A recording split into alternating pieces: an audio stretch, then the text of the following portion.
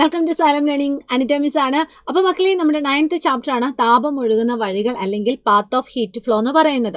അത്യാവശ്യം കുറച്ച് ടഫ് ആയിട്ടുള്ള ഒരു ചാപ്റ്റർ ആണ്. പക്ഷെ നമ്മുടെ ഡെയിലി ലൈഫുമായിട്ട് ബന്ധപ്പെടുത്ത് നമുക്ക് എന്താണ് ഈസി ആയിട്ട് ക്യാച്ച് ചെയ്യാവുന്ന ഒരു ഭാഗമാണ് ഈ ചാപ്റ്ററിൽ ഉടനീളം നമുക്ക് പഠിക്കാനുള്ളത്.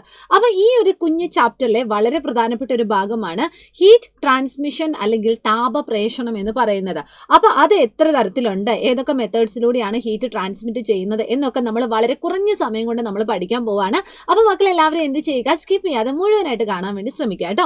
നമുക്കറിയുന്ന കാര്യമാണ്, നമ്മുടെ സൂര്യൻ എന്ന് പറയുന്നത് എന്താണ്, നമുക്ക് പ്രകാശം നൽകുന്നുണ്ട്. അതുപോലെ തന്നെ കുറച്ചു നേരം കണ്ടിന്യൂസ് ആയിട്ട് നമ്മളിങ്ങനെ വെയിലത്ത് നിൽക്കുവാണെങ്കിൽ നമുക്ക് ഭയങ്കര ചൂടും അനുഭവപ്പെടും. അതായത് നമ്മുടെ സൂര്യൻ എന്ന് പറയുന്നത് ഒരു പ്രകാശ സ്രോതസ് പോലെ തന്നെ എന്താണ്, ഒരു താപ സ്രോതസ്സും കൂടിയാണ്. ഇനി ഈ താപം പ്രയോജനപ്പെടുന്ന ധാരാളം നിരവധി സിറ്റുവേഷൻ നമ്മുടെ ഡെയിലി ലൈഫിൽ തന്നെ നമുക്ക് കാണാൻ വേണ്ടി പറ്റും. അയൺ ബോക്സ് അതിന് ഉദാഹരണമാണ്. അതുപോലെ തന്നെ നമ്മുടെ ഓവൻ അതിനൊരു ഉദാഹരണമാണ്. പിന്നെ നമുക്കറിയാം ഇൻഡക്ഷൻ കുക്കർ. ഇവിടെയൊക്കെ എന്താണ്, നമ്മൾ താപോർജ്ജം അല്ലെങ്കിൽ ഹീറ്റ് എനർജി പ്രയോജനപ്പെടുത്തി വർക്ക് ചെയ്യുന്ന കുറച്ച് കാര്യങ്ങളാണ്. അപ്പൊ ഹീറ്റിനെ പറ്റി അല്ലെങ്കിൽ ഹീറ്റിന്റെ ട്രാൻസ്മിഷനെ പറ്റി നമുക്ക് കുറച്ചും കൂടി ഡീറ്റെയിൽ ആയിട്ട് നമുക്ക് മനസ്സിലാക്കണം. അപ്പൊ അത് സിമ്പിൾ ആയിട്ട് മനസ്സിലാക്കുന്നതിന് വേണ്ടി മക്കളെ ഇതുപോലെ ഒരു കാര്യം ഒന്ന് ചെയ്തു നോക്കിക്കേ. അതായത് ഒരു സ്പൂൺ എടുക്കുക, ആ സ്പൂണിൽ കുറച്ച് വെള്ളം എടുക്കുക, എന്നിട്ട് എന്ത് ചെയ്യുക, ഒരു മെഴുകുതിരി അല്ലെങ്കിൽ ഒരു സ്പിരിറ്റ് ലാമ്പ് ഉപയോഗിച്ചിട്ട് നിങ്ങളൊന്ന് ആ വെള്ളം ഒന്ന് ചൂടാക്കി നോക്കുക. അങ്ങനെ ചൂടാക്കി നോക്കുന്ന സമയം നിങ്ങൾക്ക് മനസ്സിലാവുന്ന കാര്യം എന്താണ്, നമ്മുടെ സ്പിരിറ്റ് ലാമ്പ് ആണ് ഇവിടെ എന്ത് നമുക്ക് പ്രൊവൈഡ് ചെയ്യുന്നത്, ഹീറ്റ് നമുക്ക് പ്രൊവൈഡ് ചെയ്യുന്നത് ആണല്ലോ. യെസ്, നമ്മുടെ സ്പിരിറ്റ് ലാമ്പ് ആണ് നമുക്ക് ഹീറ്റ് പ്രൊവൈഡ് ചെയ്യുന്നത്. ഈ ഹീറ്റ് ആദ്യം അബ്സോർബ് ചെയ്യുന്ന ആരാണ്, നമ്മുടെ സ്പൂണാണ്. ശരിയാണല്ലോ, നമ്മുടെ സ്പൂണാണ് ഫസ്റ്റ് ഇതിനെ എന്ത് ചെയ്യുന്നത്, താപം സ്വീകരിക്കുന്നത് അല്ലെങ്കിൽ അബ്സോർബ് ചെയ്യുന്നത്. അങ്ങനെ നമ്മുടെ സ്പൂണ് ഹീറ്റിനെ അബ്സോർബ് ചെയ്താൽ പിന്നെ അത് എന്ത് ചെയ്യും, ആ സ്പൂണിന്റെ ഉള്ളിലുള്ള വെള്ളത്തിനകത്തേക്ക് ആ ഹീറ്റിനെ കൈമാറ്റം ചെയ്യുന്നു. അതിന്റെ ഫലമായിട്ട് എന്ത് സംഭവിക്കുന്നു, പിന്നീട് അതിൻ്റെ ഉള്ളിലെ വാട്ടർ എന്തായിട്ട് മാറുന്നു, ഹീറ്റായിട്ട് മാറുന്നു അല്ലെങ്കിൽ ചൂടായിട്ട് മാറുന്നു. അപ്പൊ ഇവിടെ നിങ്ങൾക്ക് മനസ്സിലാക്കാൻ വേണ്ടി സാധിക്കും, ആദ്യം നമ്മുടെ സ്പിരിറ്റ് ലാമ്പിന്റെ ആ ഒരു ജ്വാല അല്ലെങ്കിൽ ആ ഒരു സ്പിരിറ്റ് ലാമ്പിന്റെ ആ ഒരു ഫ്ലെയിമിൽ നിന്നാണ് നമുക്ക് ചൂട് പ്രൊഡ്യൂസ് ചെയ്യുന്നത്. ആ ചൂട് എങ്ങോട്ടേക്ക് മാറുന്നു അല്ലെങ്കിൽ ആ ഒരു താപം പിന്നെ സ്പൂണാണ് അബ്സോർബ് ചെയ്യുന്നത്. ആ സ്പൂൺ അബ്സോർബ് ചെയ്തിട്ട് പിന്നെ അത് എങ്ങോട്ടേക്ക് കൈമാറ്റം ചെയ്യുന്നുണ്ട്, ആ സ്പൂണിന്റെ ഉള്ളിലെ വെള്ളത്തിലേക്ക് കൈമാറ്റം ചെയ്യുന്നുണ്ട്. അതുകൊണ്ടാണ് നമുക്ക് കുറച്ച് കഴിഞ്ഞതിന് ശേഷം എന്താണ്, സ്പൂണിന്റെ ഉള്ളിലെ ആ ഒരു വെള്ളത്തിന് ചൂട് അനുഭവപ്പെടുന്നത്. ഇത്തരത്തില് നമ്മുടെ ഹീറ്റ് എന്ന് പറയുന്നത് ഒരു സ്ഥലത്ത് നിന്നും മറ്റൊരു സ്ഥലത്തിലേക്ക് ഇങ്ങനെ പ്രവഹിക്കുന്നതിനെ അല്ലെങ്കിൽ ട്രാൻസ്മിറ്റ് ചെയ്യുന്നതിനെ നമ്മൾ സിമ്പിൾ ആയിട്ട് വിളിക്കുന്ന പേരാണ് ഹീറ്റ് ട്രാൻസ്മിഷൻ അല്ലെങ്കിൽ താപപ്രേഷണം എന്ന് പറയുന്നത്. ഓക്കെ, അപ്പൊ എന്താണെന്ന് ചോദിച്ചാൽ ഡെഫിനിഷൻ പറഞ്ഞാൽ നിങ്ങൾ ഇത്രയും ആലോചിച്ചാൽ മതി. Heat is transmitted from one place to another. ഒരു സ്ഥലത്ത് നിന്നും മറ്റൊരു സ്ഥലത്തേക്ക് ഹീറ്റ് ട്രാൻസ്മിറ്റ് ചെയ്യുന്നു, അല്ലെങ്കിൽ ഹീറ്റ് ഒരു ഭാഗത്തു നിന്നും മറ്റൊരു ഭാഗത്തേക്ക് പ്രവഹിക്കുന്നു. ഇതിനെയാണ് നമ്മൾ താപപ്രേഷണം അല്ലെങ്കിൽ ഹീറ്റ് ട്രാൻസ്മിഷൻ എന്ന് പറയുന്നത്. അപ്പൊ എല്ലാ വസ്തുക്കളും ഇങ്ങനെ ഹീറ്റ് ട്രാൻസ്മിഷൻ നടത്തണം എന്നൊന്നും ഇല്ല അല്ലെ. ഒരു ഉദാഹരണം പറയുവാണെങ്കിൽ ഇവിടെ ഇതാ നിങ്ങൾക്ക് 2 മക്കളെ കാണാൻ വേണ്ടി സാധിക്കുന്നുണ്ട്, 2 കൂട്ടുകാരെ കാണാൻ വേണ്ടി സാധിക്കുന്നുണ്ട്. അതിൽ ഒന്നാമത്തെ കൂട്ടുകാരെ എന്താ ചെയ്യുന്നത്, ഒരു പേപ്പർ എടുത്ത് കത്തിച്ച് ഒരു തീയിൽ ഒരു പേപ്പർ എടുത്ത് കത്തിക്കുക ചെയ്യുന്നത്. രണ്ടാമത്തെ കൂട്ടുകാരൻ എന്താ ചെയ്യുന്നത്, ഒരു ഇരുമ്പിന്റെ ഒരു ദണ്ടോ അല്ലെങ്കിൽ ഒരു ഇരുമ്പിന്റെ ഒരു ചെറിയൊരു പീസ് എടുത്തിട്ട് ചൂടാക്കുക ചെയ്യുന്നത്. അപ്പൊ നമുക്ക് നോക്കിയാൽ അറിയാം, എ എന്ന് പറയുന്ന കുട്ടിയുടെ കയ്യിലുള്ള പേപ്പർ കത്തി കത്തി കത്തി ആ ഒരു ജ്വാല ആ കുട്ടിയുടെ കയ്യിൽ വന്നാൽ മാത്രമേ ആ കുട്ടിക്ക് പൊള്ളലേൽക്കത്തുള്ളൂ അല്ലെ. അല്ലാതെ പേപ്പറിന്റെ ഉള്ളിൽ കൂടെ ആ ഒരു ഹീറ്റ് ആ കുട്ടിയുടെ കയ്യിൽ എത്തുന്നുണ്ടോ, ഇല്ല. പക്ഷെ രണ്ടാമത്തെ സിറ്റുവേഷൻ ആയ ആ ഇരുമ്പിന്റെ ആ ഒരു ചെറിയൊരു ദണ്ട് നമ്മൾ നോക്കുന്ന സമയത്ത് അതിന്റെ ഉള്ളിൽ കൂടെ താപം ഇങ്ങനെ ട്രാൻസ്മിറ്റ് ചെയ്തിട്ട് കുറച്ച് കഴിയുമ്പോഴേക്കും ആ ഒരു കുട്ടിക്ക് എന്താണ്, ചെറിയൊരു ചൂട് അനുഭവപ്പെടുന്നതായിട്ട് നമുക്ക് മനസ്സിലാവും. അതിന്റെ അർത്ഥം എന്താണ്, ഹീറ്റ് ട്രാൻസ്മിഷൻ എന്ന് പറയുന്നത് എല്ലാ വസ്തുക്കളിലും പോസിബിൾ അല്ല എന്ന് കൂട്ടുകാരെ ഓർത്തിരിക്കുക കേട്ടോ. ഇനി ഏതൊക്കെ രീതിയിലാണ് ഹീറ്റ് ട്രാൻസ്മിറ്റ് ചെയ്യുന്നത് എന്ന് നമുക്ക് നോക്കണം. അത് മെയിൻ ആയിട്ട് 3 രീതിയിലാണുള്ളത്. അപ്പോൾ ഓരോ രീതിയും എന്താണ് നമുക്കൊന്ന് വൺ ബൈ ആയിട്ടൊന്ന് ഡിസ്കസ് ചെയ്യാം. ഫസ്റ്റ് രീതി മനസ്സിലാക്കാൻ വേണ്ടി മക്കൾ എന്ത് ചെയ്യുക, ഒരു ഹാക്സോ ബ്ലേഡ് എടുക്കുക. ഇതാണ്ട് ഇവിടെ കാണുന്നത് പോലെ തന്നെ ഒരു ഹാക്സോ ബ്ലേഡ് എടുക്കുക. ഇവിടെ ഇതാ ഒരു ഹാക്സോ ബ്ലേഡ് ആണ് വെച്ചിരിക്കുന്നത്.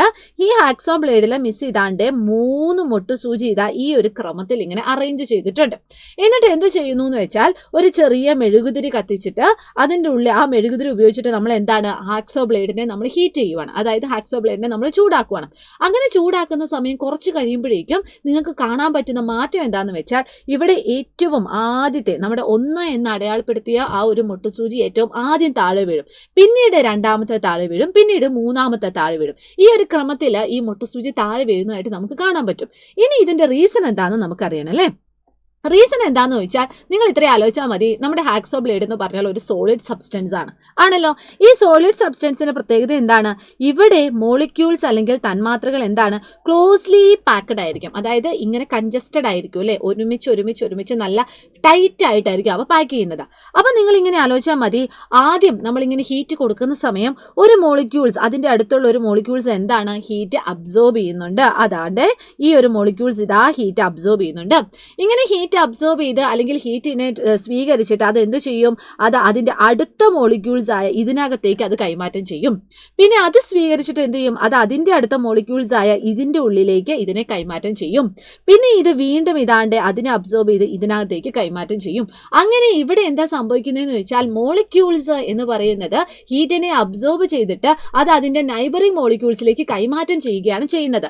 ഇവിടെ ഓർത്തിരിക്കേണ്ട ഒരു കാര്യം എന്ന് പറഞ്ഞാൽ ഇവിടെ ഹീറ്റ് മാത്രമേ ഇവിടെ കൈമാറ്റം ചെയ്യുന്നുള്ളൂ, അല്ലാതെ ഇവിടെ മോളിക്യൂൾസിന് യാതൊരുവിധ പൊസിഷൻ ചേഞ്ചും ഇവിടെ സംഭവിക്കുന്നില്ല. ഇത്തരത്തില് ഹീറ്റ് ഇതുപോലെ ഒരു മോളിക്യൂൾസിൽ നിന്ന് മറ്റൊരു മോളിക്യൂൾസിലേക്ക് ഇങ്ങനെ കൈമാറ്റം ചെയ്യുന്നതിനെയാണ് നമ്മൾ കണ്ടക്ഷൻ അല്ലെങ്കിൽ നമ്മൾ ചാലനം എന്ന് പറയുന്നത്. അപ്പൊ അതിന്റെ ഡീറ്റെയിൽസ് മിസ് ഇവിടെ ഇതാ എഴുതിയിട്ടുണ്ട്. മക്കൾ എന്ത് ചെയ്യുക? ഒന്ന് വായിച്ചു നോക്കുക. നമ്മുടെ ടെക്സ്റ്റ് ബുക്കിൽ ഉള്ള കാര്യം തന്നെയാണ് കേട്ടോ. ഇവിടെ നിങ്ങൾ മെയിനായിട്ട് നോട്ട് ചെയ്യേണ്ട പോയിന്റ് എന്താന്ന് വെച്ചാൽ ഇവിടെ ഇതാ ഒരു ഭാഗത്തുള്ള തന്മാത്രകൾ താപം സ്വീകരിച്ച് തൊട്ടടുത്ത തന്മാത്രയിലേക്ക് കൈമാറ്റം ചെയ്യപ്പെടുന്നു, അല്ലാതെ ഇവിടെ യഥാർത്ഥത്തിലുള്ള സ്ഥാനമാറ്റം ഉണ്ടാവുന്നില്ല. ഈ 2 പോയിന്റാണ് മക്കൾ ഇവിടെ മെയിൻ ആയിട്ട് നിങ്ങൾ ശ്രദ്ധിക്കേണ്ട കാര്യം.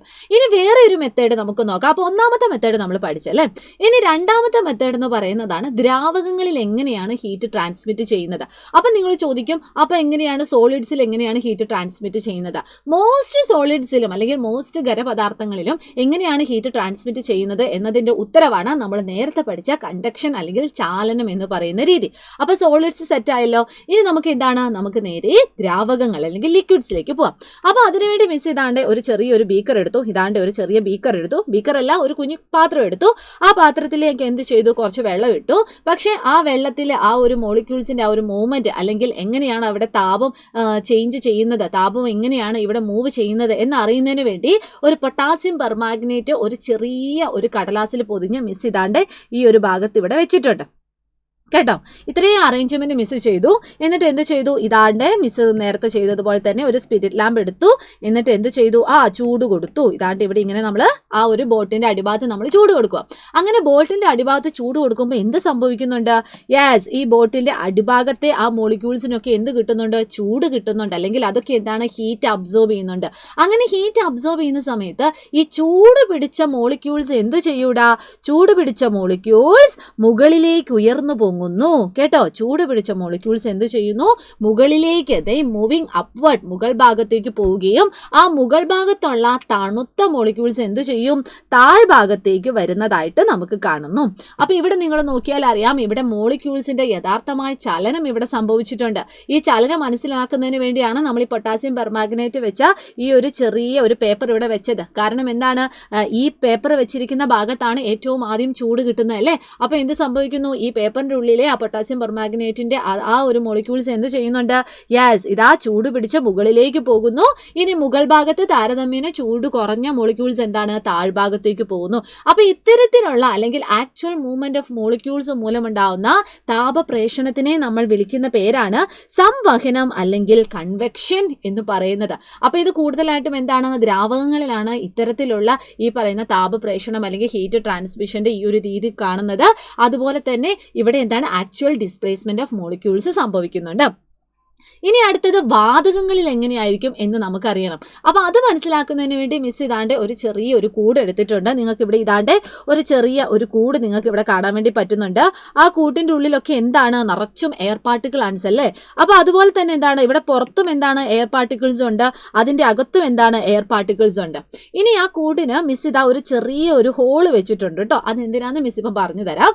ഇനി നമ്മൾ ഈ കൂടിന്റെ ഉള്ളിലെ എയർ പാർട്ടിക്കിൾസ് അല്ലെങ്കിൽ കൂടിന്റെ ഉള്ളിൽ നമ്മൾ ഇതുപോലെ ഒരു ചെറിയ മെഴുകുതിരി വെച്ചാൽ എന്ത് സംഭവിക്കുന്നുണ്ട്?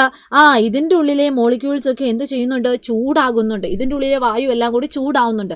നമ്മൾ നേരത്തെ പറഞ്ഞു, ചൂട് പിടിച്ച വായു എന്ത് സംഭവിക്കുന്നുണ്ട്? മുകളിലേക്ക് ഉയർന്നു പോകുന്നതായിട്ട് നമുക്ക് കാണാൻ വേണ്ടി സാധിക്കുന്നുണ്ട്. അപ്പൊ നിങ്ങൾ നോക്കിക്കേ, ഇതിന്റെ ഉള്ളിലെ വായുവില് ചൂട് പിടിച്ചതൊക്കെ മുകളിലേക്ക് ഇങ്ങനെ ഉയർന്നു പോകുന്നു. അപ്പൊ അതിന്റെ അർത്ഥം എന്താണ്? ഈ കൂടിന്റെ ഉള്ളിലുള്ള മർദ്ദം എന്തായിരിക്കും? കുറഞ്ഞു വരും. വായുവിന്റെ മർദ്ദം എന്ന് പറയുന്നത് ഇതിന്റെ ഉള്ളിൽ കുറവായിരിക്കും.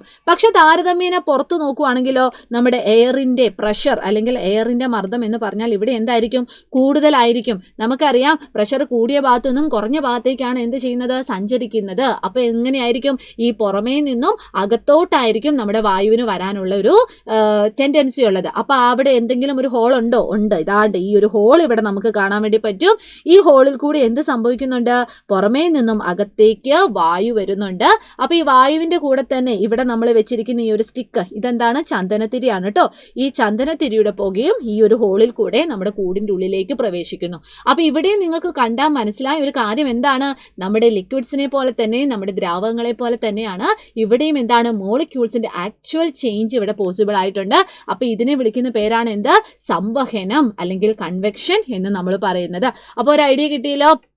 അപ്പം ഇവിടെ നിങ്ങൾ ഒരു കാര്യം ആലോചിച്ചാൽ മതി, നമ്മുടെ സോളിഡ്സിലാണെങ്കിൽ എന്താണ്, കണ്ടക്ഷൻ ആണ്. പക്ഷേ ലിക്വിഡ്സിലും അതുപോലെ തന്നെ നേരെ മറിച്ച് ഗ്യാസസിലും ഏതാണ്, സംവഹനം അല്ലെങ്കിൽ കൺവെക്ഷൻ എന്ന് പറയുന്ന മെത്തേഡ്സിലൂടെയാണ് ഹീറ്റ് ട്രാൻസ്മിറ്റ് ചെയ്യുന്നത്.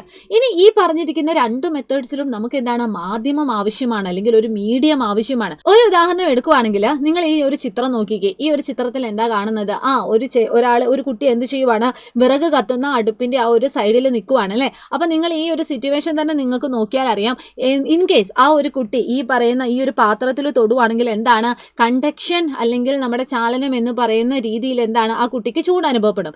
ഇനി അതേസമയം ആ കുട്ടി ഇതിന്റെ മുകൾ ഭാഗത്ത് ഈ ഒരു വായുവിൽ അല്ലെങ്കിൽ മുകൾ ഭാഗത്ത് ഇങ്ങനെ ചുമ്മാ ഒന്ന് കൈ വെച്ച് നോക്കുവാണെങ്കിൽ ആ കൊച്ചിന് എന്തായിരിക്കും, ആ കൈ വെച്ചിരിക്കുന്ന ആ ഒരു ഭാഗത്ത് എന്തായിരിക്കും, നല്ല ചൂട് അനുഭവപ്പെടും. കാരണം എന്താണ്, ഇതിന്റെ ഉള്ളിൽ നല്ല ഒന്നാന്തരം ദ്രാവകമുണ്ട്. ആ ദ്രാവകത്തിൽ ചൂടുള്ളത് എന്ത് ചെയ്യും, മുകളിലേക്ക് ഇങ്ങനെ ഉയർന്നു പൊങ്ങുന്നതായിട്ട് വരും. അപ്പൊ എന്താണ്, അതിന്റെ മുകൾ ഭാഗത്തുള്ള വായുവിനൊക്കെ ചൂടാവും. ആ ഒരു ചൂടാണ് നമുക്ക് മുകളിൽ ഇങ്ങനെ കൈവച്ചാൽ നമുക്ക് അനുഭവപ്പെടുന്നത്. അതായത് ഈ ഒരു മെത്തേഡ് എന്ന് പറയുന്നതാണ് നമ്മുടെ സംവഹനം എന്ന് പറയുന്ന മെത്തേഡ്. പക്ഷേ നമ്മൾ തൊടുന്നുമില്ല, നമ്മൾ അത് മുകളിൽ പിടിച്ച് നോക്കുന്നുമില്ല, നമ്മൾ ആ സൈഡിലൊന്ന് ഒതുങ്ങി നിന്നാൽ പോലും എന്താണ്, നമുക്ക് ചിലപ്പോൾ എന്താണ്, ചൂട് അനുഭവപ്പെടും.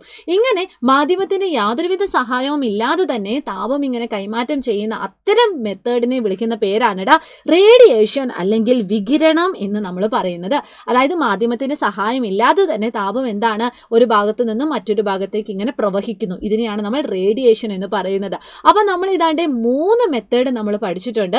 ഇതിൽ തന്നെ റേഡിയേഷൻ എന്ന് പറയുന്ന മെത്തേഡ് ഉപയോഗിച്ച് നമ്മുടെ ഡെയിലി ലൈഫിൽ കാണുന്ന കുറച്ച് സിറ്റുവേഷൻ ആണ് ഇവിടെ കാണുന്നത്. എന്താണ്, ഇൻക്യുബേഷൻ. ഈ ഒരു രീതിയിൽ എന്താണ്, ധാരാളം കോഴികളുടെ മുട്ട നമ്മൾ എന്താണ് വിരിയിക്കുന്നത്. അതുപോലെ തന്നെ നല്ല ഒന്നാന്തരം ബൾബിന്റെ നല്ല ചൂടായിട്ട് നിൽക്കുന്ന ബൾബിന്റെ ആ ഒരു ചോട്ടിൽ നമ്മൾ കുറേ നേരം നിൽക്കുവാണെങ്കിൽ എന്താണ്, നമുക്ക് കുറച്ച് നേരം ഭയങ്കര ചൂട് കാണൂലേ. അതുപോലെ തന്നെ നമ്മളിങ്ങനെ വിറകൊക്കെ ഇങ്ങനെ കൂട്ടിക്കെട്ടിട്ട് നമ്മളിങ്ങനെ കത്തിക്കുന്ന സമയത്ത് അതിന്റെ ചുറ്റിലും നമ്മളിങ്ങനെ അതിനെ തൊടാതെ ഇരുന്നാണേലും നമുക്ക് എന്താണ്, കുറച്ച് ചൂട് അനുഭവപ്പെടും. അപ്പൊ ഈ സിറ്റുവേഷനൊക്കെ എന്താണ്, അതിന് എക്സാമ്പിൾ ആണ്. റേഡിയേഷൻ മൂലം നമ്മുടെ താപം പ്രേഷണം ചെയ്യുന്നതിന് കുറച്ച് സിറ്റുവേഷൻ ആണ്, കുറച്ച് എക്സാമ്പിൾസ് ആണ്. അപ്പൊ ഈ 3 എണ്ണം നിങ്ങൾ മസ്റ്റ് ആയിട്ട് പഠിച്ചിരിക്കുക. ഏറ്റവും ആദ്യം നമ്മൾ പഠിച്ച എന്താണ്, ചാലനം അല്ലെങ്കിൽ കണ്ടക്ഷൻ ആണ്. ഇവിടെ എന്താ സംഭവിക്കുന്നത്, തന്മാത്രകളുടെ യഥാർത്ഥത്തിലുള്ള ചലനം ഇവിടെ കാണില്ല. നേരെ മറിച്ച് മോളിക്യൂൾസ് അബ്സോർബ് ചെയ്യുന്നു, എന്നിട്ട് തൊട്ടടുത്ത മോളിക്യൂൾസിലേക്ക് കൈമാറ്റം ചെയ്യുന്നു. സോളിഡ്സിലാണ് കൂടുതൽ നടക്കുന്നത്. ഇനി കൺവെക്ഷൻ അല്ലെങ്കിൽ സംവഹനം എന്ന് പറഞ്ഞാൽ ദ്രാവകങ്ങളിലും വാതകങ്ങളിലുമാണ് കൂടുതൽ നടക്കുന്നത്.